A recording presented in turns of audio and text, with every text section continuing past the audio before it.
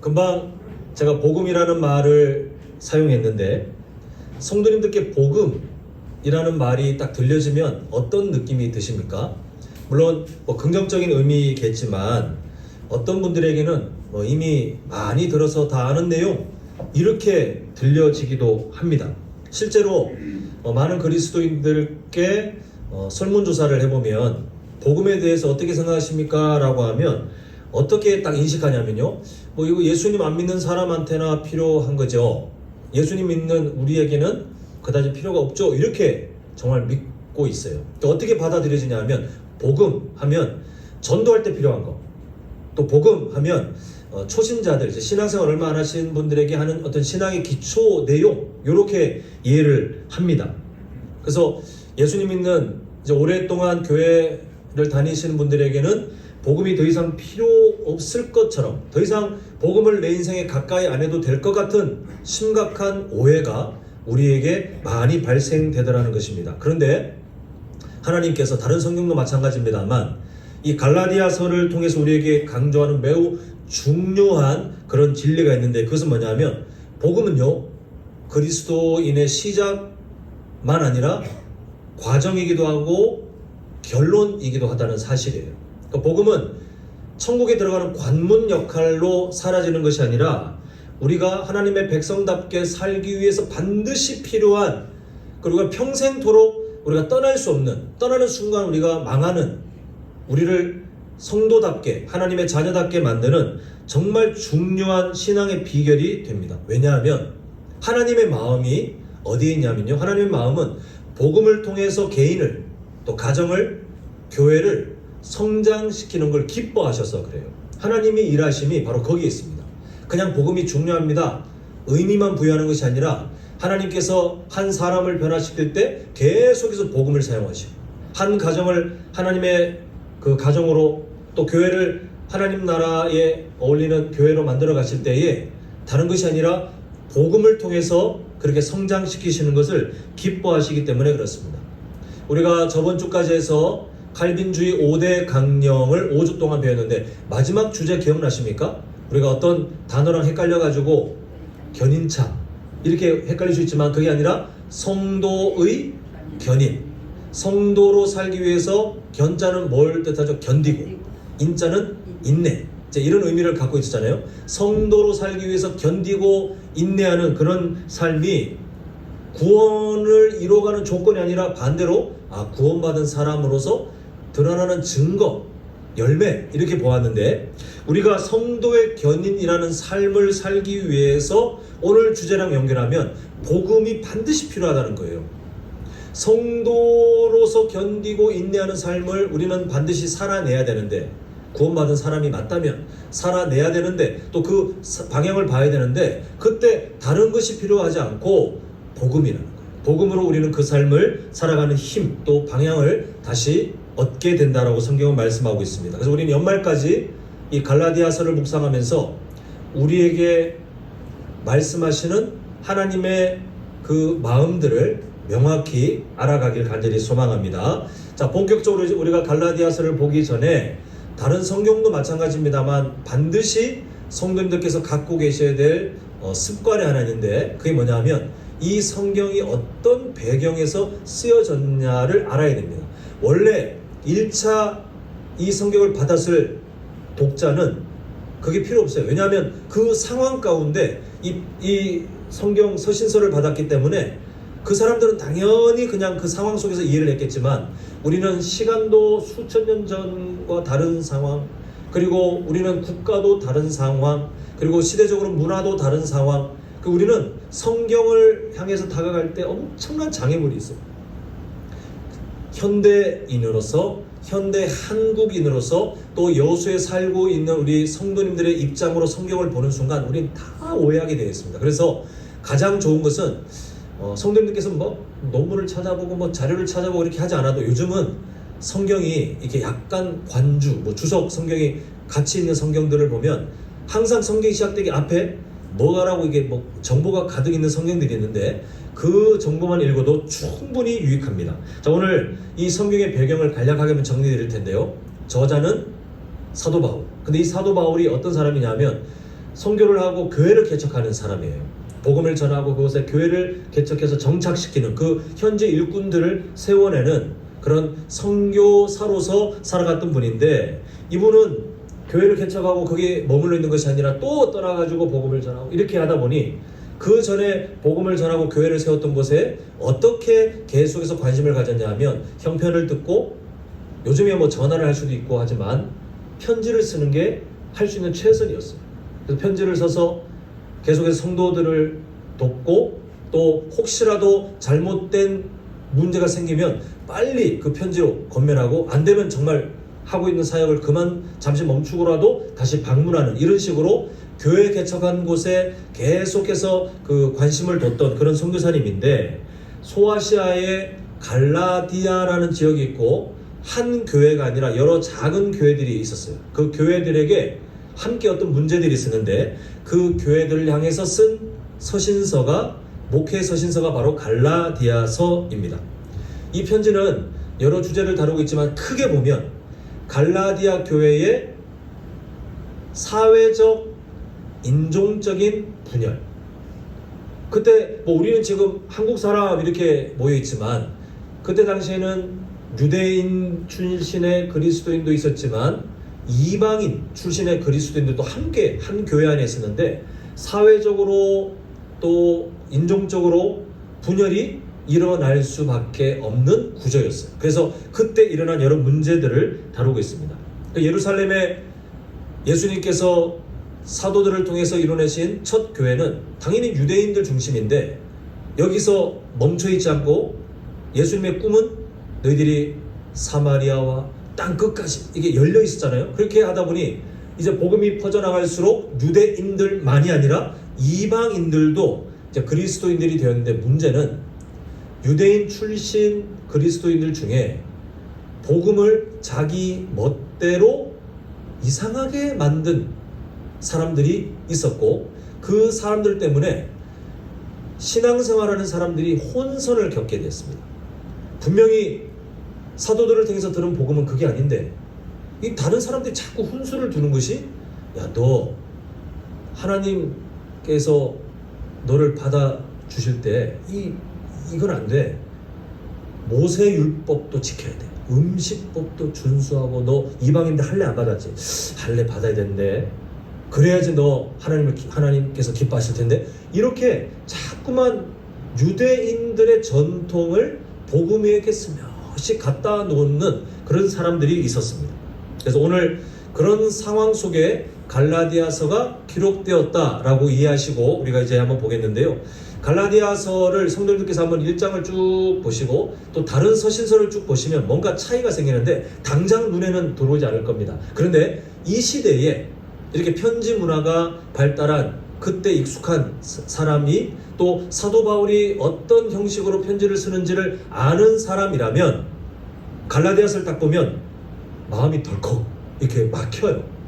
왜냐하면 그 전까지 사도 바울은 어떤 식으로 쓰냐 하면 안부를 묻고요, 그리고 편지를 받는 그 사람들을 칭찬하고 축복하고 이게 따뜻한 분위기로 시작하는데, 갈라디아서는 초반부에 갑자기 막 문제를 제기하면서 그렇게 격앙된, 우리는 성경을 읽을 때 그냥 한글 성경 한글로 읽지만 실제 이 느낌은요 막 격앙돼 있어요. 사도 바울이 화가 나 있어요.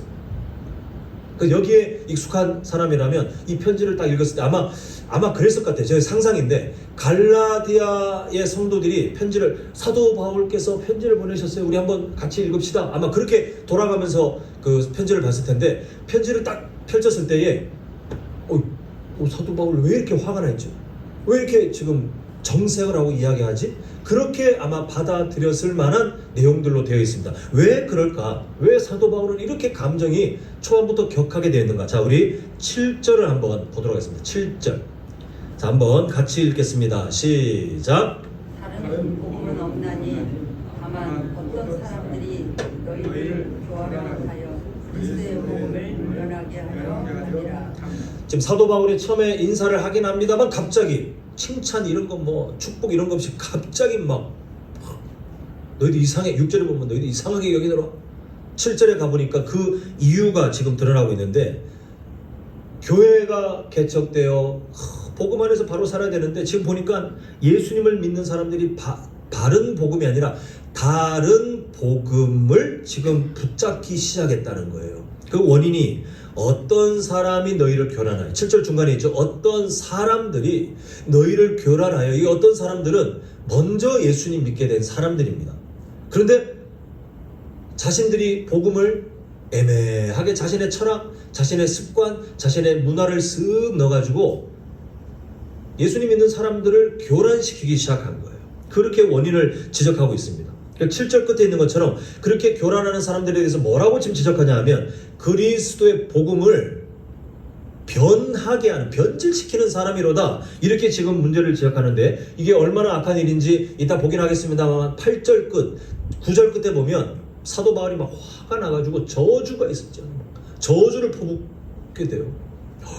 아니 사도 바울이 왜 이렇게 말이 거칠지? 근데 그 정도로 지금 심각한 문제로 받고 있습니다. 지금 사도 바울은 이 7절의 그 문제 제기, 6절부터 사실은 문제 제기가 있지만 하기 전에 바른 복음을 기억하도록 돕는 것을 먼저 하고 있는데 먼저 우리가 어떤 존재인지를 알려주고 있습니다. 그러니까 우리가 저번 주까지 보았던 칼빈주의 5대 강령 5가지 주제 중에 지금 뭘 건드리냐면 첫 번째 주제 기억나십니까? 4가지 글자로 되어 있는데 전적, 타락을 건드리고 있어요. 자, 우리 4절 보겠습니다. 4절 함께 읽겠습니다. 시작. 그리스도께서 하나님 곧 우리 아버지의 뜻을 따라 이 악한 세대에서 우리를 뭐 하시려고요?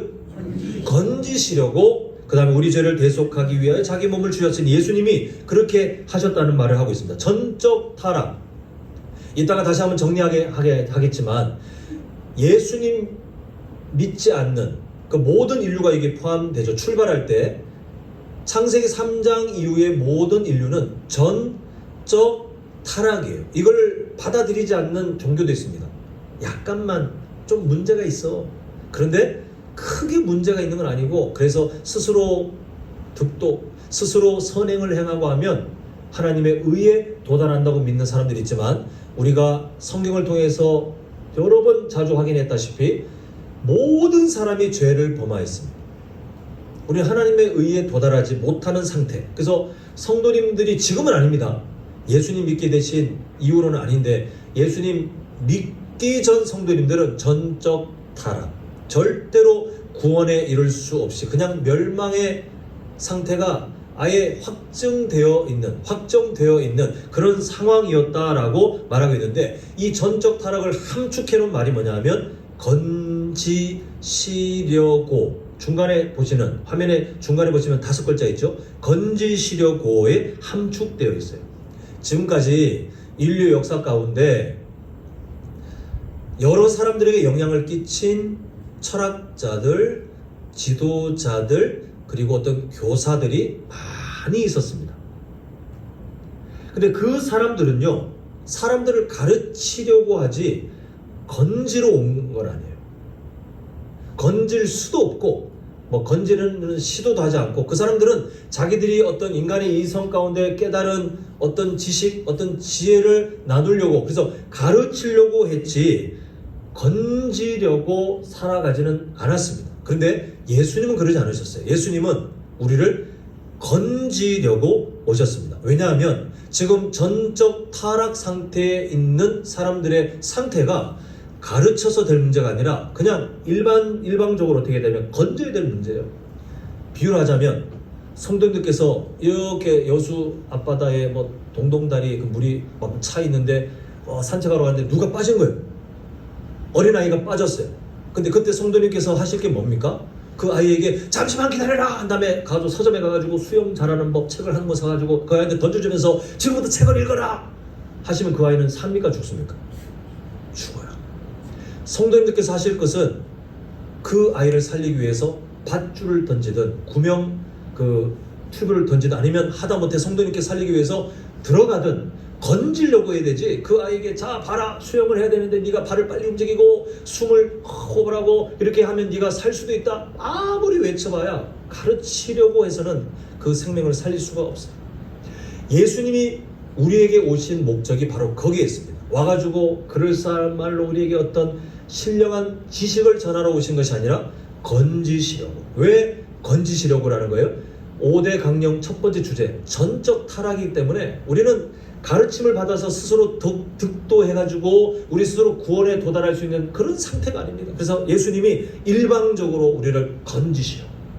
전적 무능, 우리가 스스로 생명을 얻을 수 없기 때문에 건지시려고 이 땅에 오셨습니다. 그래서 예수님은 가르침이 아니라 건져줌이 필요한 우리에게 오셨고, 그 일을 이루시기 위해 하신 일이 뭐냐 하면 4절 끝에 우리 죄를 대속하기 위하여 하신 일이 뭐라고요?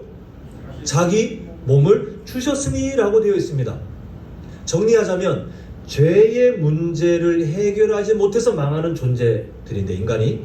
근데 예수님이 죄의 문제를 해결하기 위하여 하신 유일한 방식은 야, 그냥 죄 없다고 하자, 이렇게 삼위일체 하나님께서 그냥 대충 둘러 넘어가실 수가 없기 때문에, 왜냐하면 공의의 하나님이시기 때문에 반드시 그 죄의 문제에 대한 대가 지불을 해야 되는데, 그것은 생명으로만 가능했어요. 그런데 그 일을 하기 위해서 죄가 없는 구원자이신 예수님이 우리를 건지기 위해 오셔서 자신을 그 죄의 문제의 대가로 지불하시고 죽으셨어요. 이게 유일한 해결책이고 우리를 위해서 주신 그런 사랑의 방법입니다. 그래서 복음의 능력은요, 우리가 지금 흔히 그냥 듣고 있는 복음, 근데 그 복음의 능력이 얼마나 충분한지 예수님께서 치르신 대가가 너무 커서 그래요. 그냥 비유하자면 성도님들께서 지금 1억이 빚져 있는데 집에 돈이 하나도 없어요.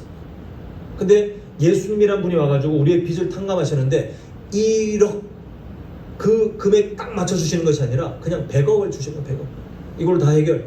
그러니까 그 빚을 해결하는데 맞나 안 맞나 셀 필요가 없어요. 너무 충분하게 넘치는, 너무 충분하게 넘치는. 그러니까 우리가 누리는 복음이 그러합니다.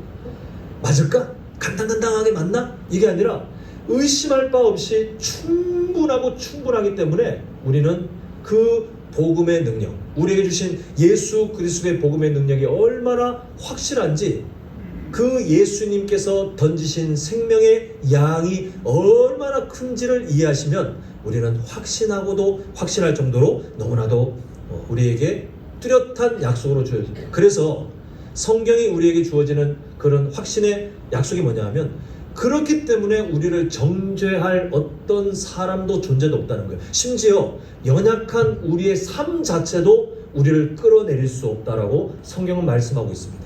그 정도로 예수님이 우리를 위해서 던지신 그 대가 지불이 강력하기 때문에 인간의 연약함 따위를 가지고 걸고 넘어져 가지고 이렇게 우리의 구원을 흐릿하게 만들 힘이 이 세상 그 어떤 우리조차도 없다라고 성경은 말씀하고 있습니다.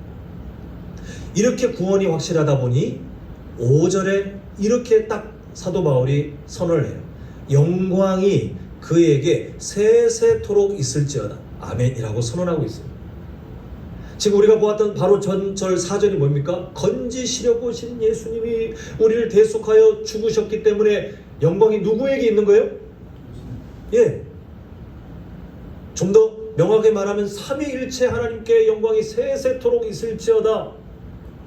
왜 그러냐면 구원의 조건에 인간의 행위가 덧붙여진 자리가 하나도 없어요. 만약에 인간의 행위가 구원을 이루는 그 비율에 99%가 하나님의 은혜요, 1%는 인간의 은혜, 그 행위다라고 하면 영광이 그에게 99%만 있고 1%는 너희들도 가져라, 이렇게 성경이 말씀할 텐데, 성경 그 어디에도 구원과 관련된 영광은 전적으로 하나님께 다 달려있어요. 왜냐하면 우리가 보았던 그 칼빈주의 5대 강령에서 보았던 그 확신처럼 하나님께서는 출발도 하나님의 은혜, 만들어가는 것도 하나님의 은혜, 완료시키는 것도 하나님의 은혜. 그래서 하나님께서 다 우리를 붙들고 가시겠다고 선언하시기 때문에 그 영광은 우리에게 돌아올 힘이 없어요.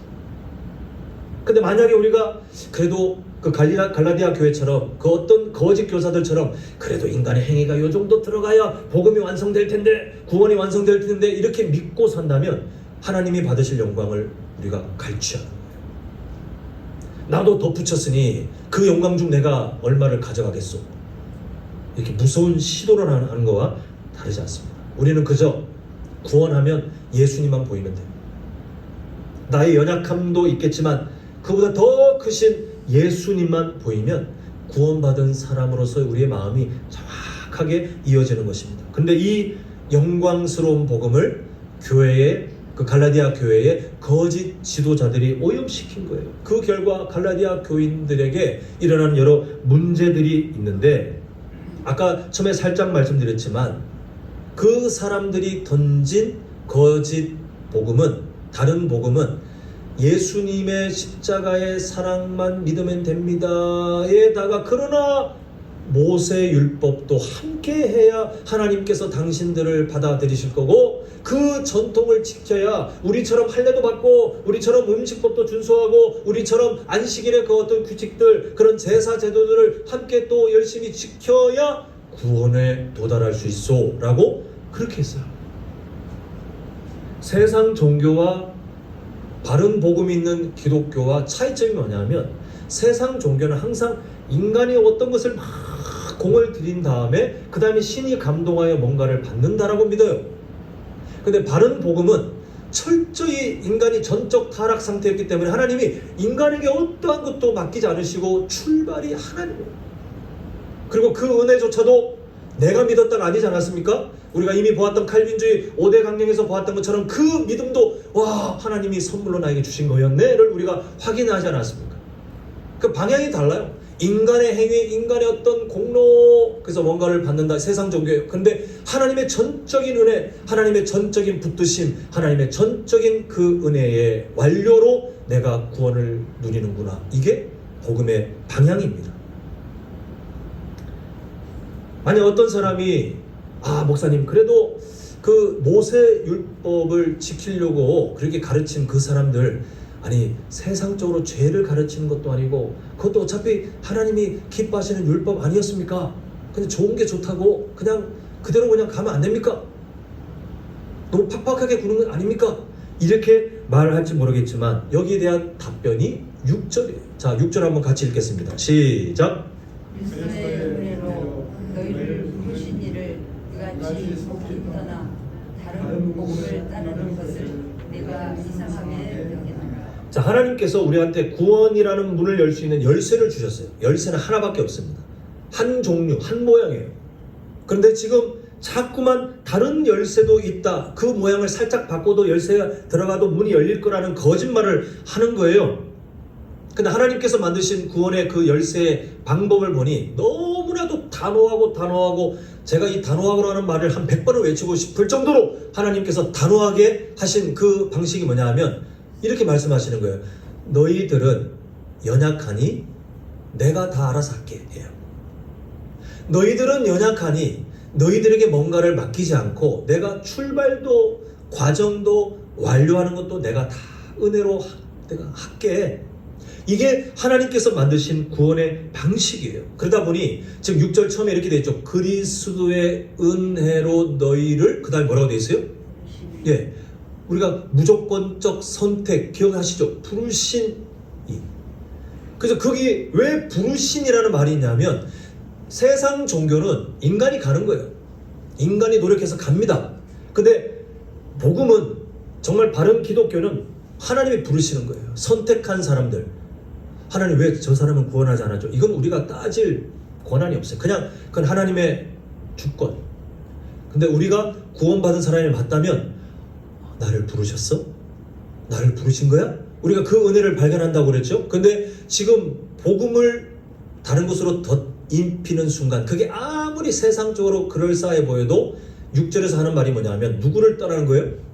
우리를 부르신 하나님을 떠나는 일이라고 정말 무섭게 지금 말을 하고 있습니다. 은혜의 하나님을 속히 떠나는 일이 뭐냐 하면 복음에다가 자꾸 다른 터치를 하는 거예요. 복음에다가 자꾸 뭔가를 넣는 거예요. 목사님 예수님을 믿지 말라고 한 것도 아니잖아요. 예수님을 바꾸라고 한 것도 아니잖아요. 근데 그게 그렇게 큰 문제가 됩니까? 예, 큰 문제가 됩니다. 복음은 순수해야 돼요.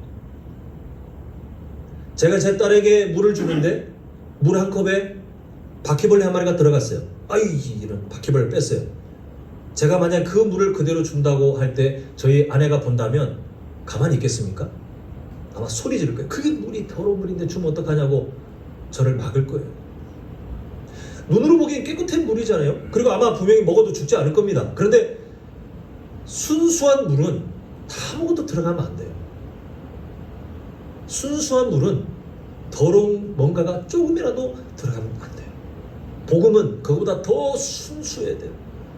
예수 그리스도의 그 복음이 하나님의 은혜로 출발하여 하나님의 은혜로 되어졌고 하나님의 은혜로 완료되었다는, 그래서 전적으로 우리한테 그냥 다 선물로 주어졌다는 것을 성경이 곳곳에서 말하고 있는데 자꾸 뭔가를 덧칠한다? 이것은 그럴싸한 것이라 할지라도 6절에서 말하는 경고, 성도님들 마음에 새기셔야 돼요. 하나님을 떠나는 거예요. 그것은 하나님을 떠나는 일이라고 경고하고 있습니다. 사랑하는 성도 여러분, 복음을 변질시키는 시도는요, 악한 마귀의 유혹이잖아요. 복음을 변질시키는 시도는 수천 년 전에 갈라디아의 어떤 교회에만 일어난 일이 아닙니다. 인류 역사 가운데 복음이 전해진 이후로 끊임없이 시도되었어요. 끊임없이 시도되어 왔고 당연한 이야기지만 오늘을 살고 있는 이 시대에도 복음을 변질시키는 시도들은 곳곳에서 일어나고 있습니다. 사도 바울은 이런 시도들에 대해서 두 가지 점검사항을 대표적으로 강조하고 있는데, 우리가 보았던 칼빈주의 5대 강령 중에 전적 타락과 무조건적 은혜 두 가지를, 딴 게 중요하지 않다가 아니라 일단 그 두 가지를 먼저 확인해 보라는 거예요. 그 전적 타락, 우리가 내용을 한번 보면 우리가 한번 기억을 떠올려 보면, 전적 타락, 우리는 예수님 믿기 전 우리의 타락 상태는 조금 문제가 있지 그래도 괜찮네가 아니라 전적 타락. 그래서 우리에게 원래 약속된 형벌이 뭡니까? 영원한 지옥에서 그 하나님과 단절된 죄를, 책임을 우리가 다 짊어졌어야 돼요. 스스로 구원에 도달할 수 없다 였습니다. 두 번째, 무조건적 은혜는, 구원은 하나님의 무조건적 은혜로만 우리에게 주어진다는 것.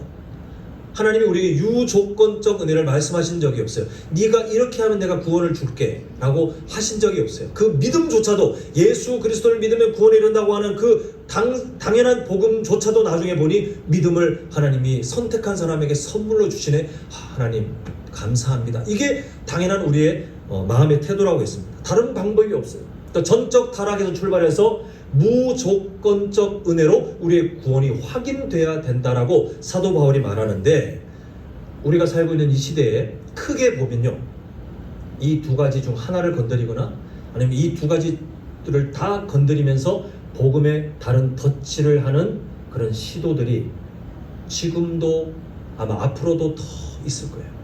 하나씩 보자면, 자, 복음주의 교회가 빠질 수 있는 오류가 있습니다. 자, 이게 뭐냐면, 제가 하는 문장을 잘 듣고 이게 맞는지 안 맞는지 한번 판단해 보세요. 구원은 열심히 회개하고 열심히 순종하고 바르게 살아갈 때에만 누릴 수 있습니다. 어떻습니까? 성도님들 딱 들으시기에 맞는 말 같습니까? 틀린 말 같습니까? 우리가 칼빈주의 5대 강령에서 보았고, 또 지금 제가 하고 있는 그런 어투를 보니 틀린 말 같죠, 그죠? 근데 말만 보면 꽤 그럴싸하지 않습니까? 구원은 회개 열심히 해야 돼, 바르게 순종해야 되고 하나님 앞에 바르게 살아가야만, 이러면 신앙생활 잘하자 이런 의도로 읽히니까 그 말 자체에 쓰여진 단어들만 보면 꽤 괜찮아 보이지만 지금 말씀하신 것처럼 틀린 말이에요. 이거는 너무너무 위험한 말이에요. 인간의 어떤 행위 때문에 구원이 주어질 수도 있고, 인간의 어떤 행위 때문에 구원이 빼앗길 수도 있는, 구원이 우리에게 달려있다고 하는 너무나도 위험한 사상이 깔려있는 말입니다. 그런데 심각한 것이 뭐냐면, 이걸 믿는 기독교인들이 정말 많아요. 근데 그분들의 마음의 출발점은 칭찬해야 됩니다. 예수님 잘 믿고 싶은 거예요. 근데 예수님 잘 믿고 싶은 그 마음이 과도하게 과도하게 과장되어 복음의 덫을 하기 시작했어요. 하나님의 은혜가 아니라 인간의 그런 행위가 구원을 결정한다는 결론까지 가게 됩니다. 제가 이따 오후 예배 때도 주제가 그래서 또 언급을 하겠지만, 제가 칼빈주의 5대 강령 함께 할 때 신앙생활을 어떤 수준에 도달하는 거라고 했습니까? 방향이라고 했습니까? 기억나십니까? 어떤 수준입니까? 방향입니까?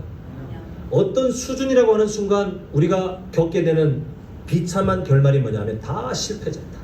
우리는 신앙생활 못하는 사람으로 평생 살다가 하나님 앞에 쭈글쭈글해서 눈치 보면서 이런 복음이 아닌데 그렇게 살아가도록 만드는 것이 신앙생활의 어떤 수준에 도달하는 거라는 착각이에요. 근데 신앙생활은 지금 말씀하신 것처럼 방향을 알고 그 방향을 향해 자라가는 거고, 그 의미를 알기 위해서 제가 비유 드린 것이 나무가 자라는 거라고 그랬죠. 열매가 아직 안 열렸지만 그 나무가 자라는 과정과 꽃, 그리고 작은 그 몽우리들을 보면 이게 어떤 나무구나 충분히 알 수 있잖아요. 근데 열매를 강조하는 거예요.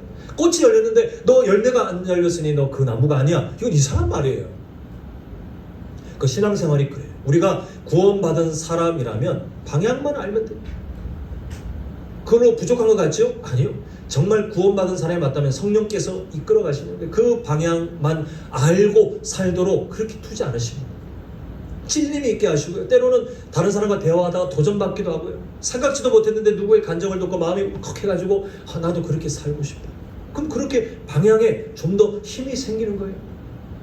그게 신앙생활의 마찬가지의 모습이에요. 근데 이 방향을 어떤 수준으로 착각하면서 이 수준에 도달해야 구원을 얻을 수 있다고 하는 순간, 아까 전에 보았죠. 전적 타락과 무조건적 은혜를 점검해야 된다고 했는데 이 무조건적 은혜를 바꾸는 거예요. 이건 너무나도 위험한 거예요. 두 번째 오류가 있는데요. 이거는 자유주의. 우리 곁에 좀 찾아보기가 힘듭니다. 근데 서구 사회에는 이런 교회들이 많이 번져 있어요. 독보서처럼. 근데 한국 교회는 없다 할 수 없지만 교세가 아주 작습니다. 그러니까 성도님들이 이런 교회가 있어? 싶겠지만 그런데 분명히 존재하긴 합니다. 자, 이런 말이 있습니다. 또 맞는지 안 맞는지 한번 판단해 보세요. 결론은 틀린 말이겠지만 잘 판단해 보세요. 이렇게 말합니다. 자신을 돌아보고 세상에서 선하게 살면 종교의 종류에 상관없이 누구나 신을 경험할 수 있습니다. 누구나 구원을 누릴 수 있습니다. 이건 의심할 바 없이 틀린 말이잖아요. 이게 얼마나 위험하냐 하면 인간의 득도, 선행으로 구원에 도달할 수 있고 종교의 종류와 상관없이 이런 인간의 행위들을 통해서 나중에 구원이라고 하는 공통적인 어떤 목적지에 도달할 수 있습니다라고 하는 그런 종교적 흐름들이 지금 사실은 많이 번지고 있어요. 아직 성도님들이 피부에 체감은 안 되겠지만 많이 시도되고 있어요. 종교 대통합. 서로 싸우지 말고 우리 서로 네가 맞다 네가 틀리다 하지 말고 우리가 선행을 행하고 또 득도를 하면 어떤 가르침에 우리가 막 매진하면 결국 도달하는 것이 우리가 공통으로 꿈꾸는 구원 아니냐, 이렇게 시도하는 그런 노력들이 많이 있어요. 그리고 여기 두 번째 위험이 뭐냐면 사람이 만들어내는 가짜 자유에 빠져요. 내가 어느 교회는 예수님 많이 만든다고 하던데 그게 아니야? 그럼 내가 자유롭게 어떤 데는 교회 갔다가 또 내가 마음에 들면 천주교 갔다가 불교에 가서도 도 공부하고 또 어디 가도 되고 근데 자유롭게, 근데 결국은 구원에 도달하는 거래. 사람을 되게 마음 편하게 만들어요. 인간의 마음이 편해질지 모르겠지만 너무 위험합니다. 아까 우리가 보았던 5절 사도 바울이 4절에서 예수 그리스도께서 우리를 구원하시기 위해서 우리를 건지시려고 우리를 대속하기 위해 자기의 목숨을 던지셨다, 이를 말한 다음에 5절 영광이 세세토록 그에게 있을지어다 했는데 그 구원을 조각조각 내서 인간들이 가져가겠다는 거예요. 지금도 복음을 변절시킵니다. 자, 마지막, 이거는 요즘은 좀 찾아보기 힘들지만 없다 하지는 못하겠어요. 또 어쩌면 이런 생각에 사로잡힌 성도님들이 계실 수도 있습니다. 자, 뭐냐면 권위주의. 갈라디아 교회가 그 한 예입니다. 갈라디아 그 거짓 교사들이 율법을 준수해야 돼. 이걸 해야 돼. 복장 이렇게 입어야 되고 음식 이렇게 해야 되고 이렇게 하는 것처럼 교회의 어떤 권위주의, 그런 율법주의를 강조하는 거예요. 예수님 바로 믿으려면 옷 똑바로 입고. 그 예전에 그래서 농담이 있어요. 슬리퍼 신고 오면 경건하지 않다고 가르치니까 그러면 슬리퍼 여기 뒷굽 이렇게 막는 샌들 신고 오면 반만 경건한 겁니까? 아닙니까? 이렇게 질문이 들어올 때도 있어요. 여러분, 예수님 믿는 사람이 슬리퍼 신고 교회 오면 구원 못 받습니까? 슬리퍼 신고 교회 오면 경건하지 않은 사람입니까? 약간 혼란스러워지시죠, 지금? 목사가 정장 안 입고 제가 만약에 반팔 티셔츠 입고 여기서 복음을 전하면, 설교를 하면 저는 혹시 이단입니까? 할 수 있는, 그 사람이 할 수 있는 최선의 하나님을 향한 정중한 예의는 존재한다고 생각합니다. 근데 우리가 갖고 있는 율법, 전통 이런 걸 따진다면 옛날 그 교회처럼 천막 치고 남자 여자 따로 앉아야 되고요. 그리고 지금 찬송 하나도 부르면 안 됩니다. 옛날에 내려왔던 아니면 더 거슬러 올라가서 이스라엘의 노래를 불러야 우리가 바른 예배를 드리는 것처럼 우리가 안심할 것 같아요. 근데 자꾸만 율법주의 아니면 내가 익숙한 문화, 그 전통을 맞다고 생각하는 거예요. 그게 성경적이라고 생각하는 거예요. 갈라디아 교회처럼요. 근데 복음은, 구원은, 하나님 앞에 나아가는 우리의 마음은 그런 걸로 정해지는 게 아닙니다. 복음은 오직 그리스도의 은혜, 그 은혜에 감사한 사람인데 그 사람의 삶이 어떠하든 마음이 연약하든, 만약에 이 자리에 어떤 사람이 새신자가 들어왔는데 예수님 이제 믿은 지 얼마 안 되신 분이 왔는데 모자를 쓰고 왔어요. 어떻게 하실 겁니까? 가서 욕을 지르면서 교회 모자 벗어야지. 그럼 그 사람 떠나는 거예요. 이거는 율법주의입니다. 모자 쓰든 말든 신경 쓰지 마십시오. 슬리퍼 신고 오든 말든 신경 쓰지 마십시오. 다른 사람 우리가 지적하면서 예수 믿는다면서 에이, 이렇게 하기 쉽지만 그건 하나님의 마음이 아닙니다. 내 삶을 지금 성도의 견인, 바르게 살아내기도 지금 우리는 되게 바빠요. 근데 우리는 쉽게 정죄합니다. 율법주의입니다. 다른 사람의 삶에 그렇게 하지 마십시오. 복음을 건드리는 행위가 아니라면 그러지 마십시오. 그거는 내 문화를 남에게 강요하는 것입니다. 그냥 우리 교회는 문턱이 최대한 낮았으면 좋겠어요. 그게 복음입니다. 예수 그리스도만 만날 수 있다면, 전통을 너무 강조하면 교회가 굳어가요. 이 오류들이 갈라디아 교회 모습에서도 나타났습니다. 지금 이런 위험의 정도가 어떻게 될까 보면 지금 말씀드린 순서예요. 복음주의, 다시 보여드리면 복음주의 교회의 오류. 그럴싸한데 회개 열심히 해야 되고 순종 열심히 해야 되고 하나님을 바르게 살려고 해야 그 구원을 누릴 수 있어. 이런 말 하는 사람들이 제일 위험합니다. 한국 교회에 가장 많이 스며들어 있습니다. 우리 교회는 안 계시길 바랍니다. 이거는 아까 전에 보았던 6절의 경고처럼 우리를 부르신 하나님을 속히 떠나는 가짜 복음입니다. 그 다음으로 위험한 게 아까 보던 자유주의. 이렇게 해도 득도, 이렇게 해도 득도. 우리 곁에는 없지만, 그리고 요즘은 많이 줄어들어서 이제 보기 힘들지만 전통과 규정이 마치 경건인 것처럼 가르치는 거, 교회를 경색시키는 거예요. 교회를 굳게 만드는 거예요. 우리는 이런 위험들을 우리가 바르게 판단하고 하나님께서 가르치는 복음으로 들어가야 돼요. 이제 말씀을 맺고자 합니다. 오늘 사도 바울의 어조가 매우 단호했고, 그리고 하나님께서 주시는 말씀들임에도 불구하고 막 저주가 있을지어다 이런 얘기들이 왜 있었냐면, 사도 바울의 성격이 모나서가 아니라 복음은요, 우리의 생명과 우리의 삶 전체가 걸려있는 정말 중요한 주제이기 때문에 가볍게 타협할 수가 없었어요. 그래서 사도 바울은 그렇게 단호하게 외쳤는데, 오늘 간단히 정리해보자면, 자, 우리 밑에 성경 구절 읽지 마시고 위에 두 줄 하면 보이시죠? 읽습니다. 시작. 명심하십시오. 예수 그리스도의 복음 외에 인간의 행위를 덧칠하는 순간 이것은 하나님을 떠나는 일입니다. 6절이 그렇게 말씀했습니다. 자, 다음 성경 구절 말고 읽습니다. 시작. 다른 복음은 나의 복음이 아닙니다. 예, 7절에서 뭐라고 했죠? 다른 복음은 없나니 없어요. 복음에 덧칠을 해서 다른 종류의 복음이 가능하다가 아니라 다른 복음이라는 것은 아예 존재하지 않습니다. 그건 복음이 아닙니다. 자, 마지막 읽습니다. 시작. 다른 복음은 정죄를 부릅니다. 아주 엄하게 선포되는 저 말씀을 마음속에 기억하십시오. 인간적으로 그럴싸해 보여도 복음에 다른 덧칠을 하는 것은 저주를 받을 만한 일입니다.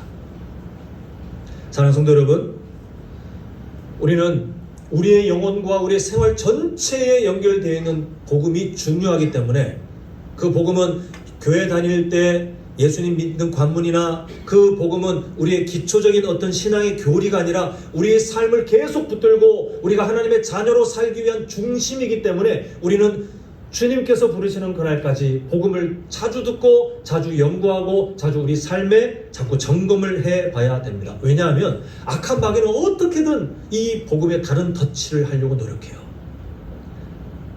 성도님들에게 다른 복음을 제시할 때 예수가 아니라 저 사람을 믿어야 됩니다라는 그런 너무나도 티가 나는 그런 가짜는 전하지 않을 겁니다. 그러나 슬며시 마치 복음 같은데 아니면서 그러나 우리가 해결할 수 없는 인간의 행위를 걸고 넘어져서 마치 그게 예수 그리스도의 복음인 것처럼 우리를 속여 우리가 구원의 자유도 누리지 못하게 하고 항상 하나님을 두려운 마음으로 쳐다보면서 우리가 겁먹은 채로 신앙생활하게 하고 하나님께서 주시는 하나님의 자녀 하나님의 나라의 그 놀라운 은혜보다는 벌 받을까봐 겁나서 신앙생활하는 이상한 신앙생활에 빠지도록 우리를 유혹할 거예요.